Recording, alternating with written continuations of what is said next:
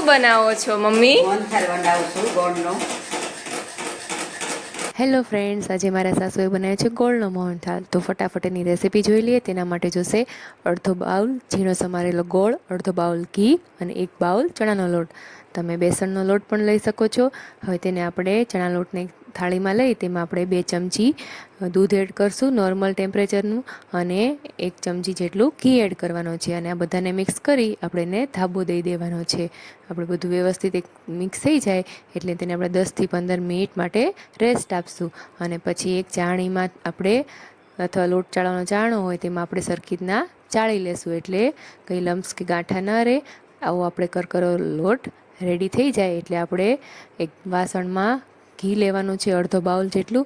ઘી થોડું ગરમ થઈ જાય એટલે તેમાં આપણે આ ચણાનો લોટ છે એડ કરી તેને આપણે 5થી 7 મિનિટ રોસ્ટ કરવાનો છે. હવે આવો ઉભરા જેવું આવી જાય એટલે તેમાં આપણે 2 ચમચી જેટલું દૂધ એડ કરવાનું છે અને તેને સરખી રીતના હલાવવાનું છે. હવે આપણે એને 10થી 15 મિનિટ ધીમા તાપે તેને ચલાવતા રહેવાનું છે, એટલે આવી રીતના ઘી છૂટું પડી જશે અને લોટ એકદમ હળવો થઈ જશે ગોલ્ડન બ્રાઉન કલરનો. હવે તેને આપણે ગેસ પરથી નીચે ઉતારી 2 મિનિટ હલાવશું અને પછી તેમાં આપણે સમારેલો ગોળ એડ કરી દેવાનો છે અને તેને સરખી રીતના મિક્સ કરી દેવાનું છે. હવે ગ્રીસ કરેલી થાળીમાં આપણે મિશ્રણ છે એ એડ કરી દઈશું અને તેને સરખી રીતના સ્પ્રેડ કરી દેવાનું છે.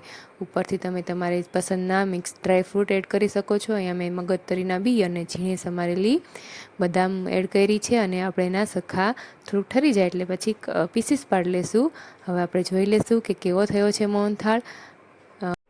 એકદમ સરસ પીસીસ પડી ગયા છે અને સરસ પોચો એવો આપણો મોહનથાળ રેડી છે. તૈયાર છે આ મોહનથાળ.